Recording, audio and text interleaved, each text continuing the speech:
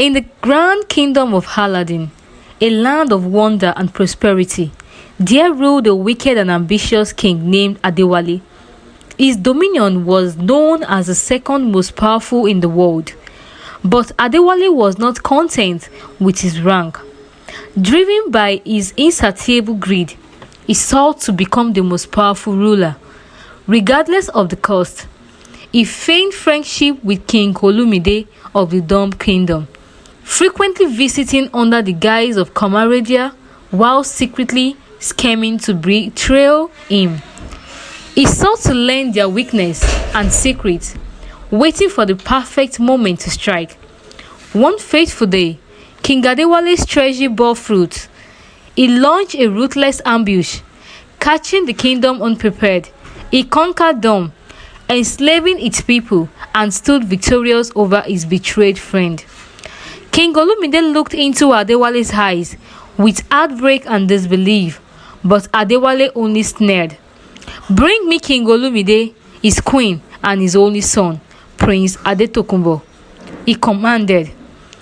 When they were brought forth before him, he ordered the brutal mutilation of the king and queen, severing their legs before banishing them to the thick forest to perish. The horrific act sent a wave of fear throughout the land. Prince Adetokunbo, bound in chains, watched in helpless agony as his parents were discarded like animals. His soul burned with sorrow and rage. His people wept, but Adetokunbo did not. He vowed in silence, "I will be strong. I will avenge my parents. I will reclaim my people and my kingdom." Life in the conquered Dome Kingdom was nothing short of torment. Beating, starvation, and humiliation were their daily suffering. Adetokunbo endured it all, fueled by his promise of vengeance. But amid the darkness, a beacon of hope emerged. Every night, a mysterious veiled maiden arrived with a servant, secretly feeding the slaves. No one knew her identity, but her kindness was a solace in their suffering. One day, during King Adewale's birthday celebration, the slaves were made the entertainment, their agony bringing laughter to the king's court. Adewale, drunk with power, sought to eradicate any hope of dominion. "Bring me Adetokunbo," he ordered. Before the entire court, the prince Manhood was bound, an excruciating punishment meant to prevent him from ever fathering an heir. The people of Dome wailed in despair, but their cries only fueled Adewale's twisted satisfaction. Adetokunbo's screams echoed through the halls, his pain unbearable, his hope nearly extinguished. He was thrown into the underground dungeon, sentenced to starve. But fate had other plans. When the veiled maiden learned of his plight, he ensured he received food every evening. Though Adetokunbo never knew who sent it, he was endlessly grateful. For 3 months, he endured the darkness, training his weakened body and secretly digging a tunnel. At last, he broke through a distant kingdom, one far beyond Aladdin's reach. Determined, Adetokunbo sought aid. Through relentless persuasion, the kingdom's warrior agreed to help him reclaim his home.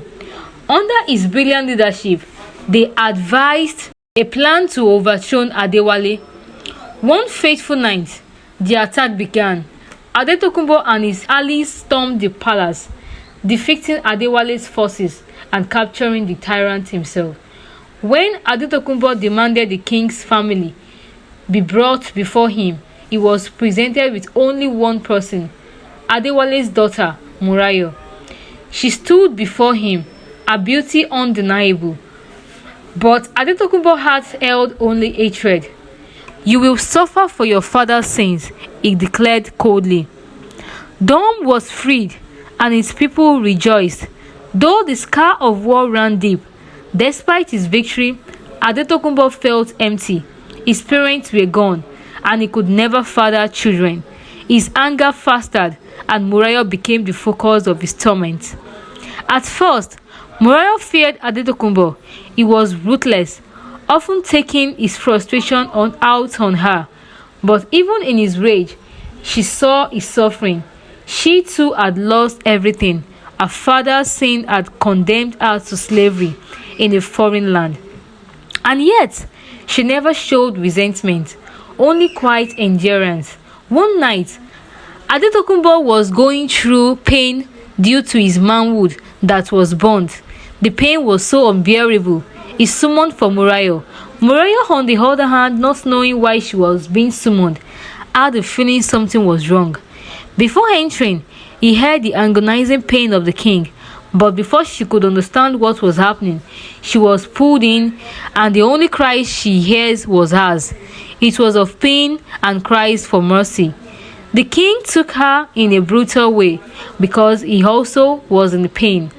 When he was done, he wrapped her and summoned the guard to take her to her room. Somehow, he has a soft spot for her which he doesn't want to accept. Over time, Adetokunbo began to notice her strength. She never cowered in his presence, nor did she speak his pity. She carried herself with dignity, even when treated cruelly.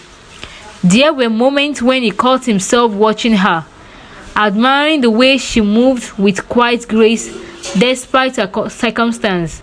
Over time, Adetokunbo began to notice her strength. She never cowered in his presence, nor did she seek his pity. She carried herself with dignity, even when treated cruelly. There were moments when he caught himself watching her, admiring the way she moved with quiet grace, despite her circumstances. The hatred he once felt began to shift into something more complex, something he refused to name. One night, after another painful episode caused by his injuries, he summoned Murayo. As she entered, she saw him in agony, his pride refusing to let him show weakness. Hesitantly, she approached and placed a gentle hand on his arm. "Pain does not make you weak," she whispered. Adetokunbo tensed. Unused to kindness, he wanted to shove her away, to keep his walls up. But he didn't. For the first time, he allowed someone to see his suffering. And Murayo, instead of gloating, instead of taking advantage of his vulnerability, simply sat with him in silence. It was a turning point. Their interaction changed.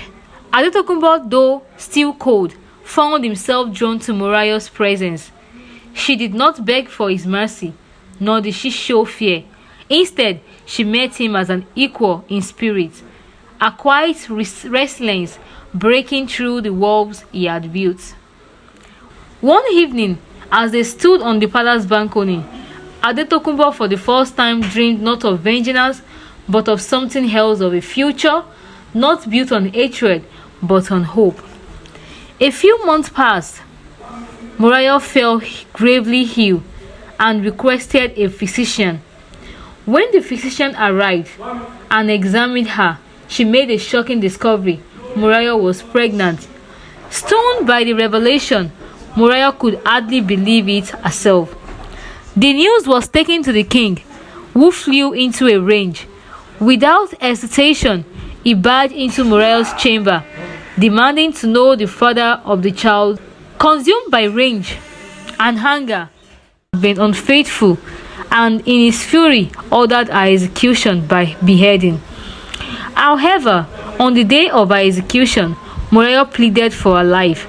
She swore she had only ever been with the king and no other man.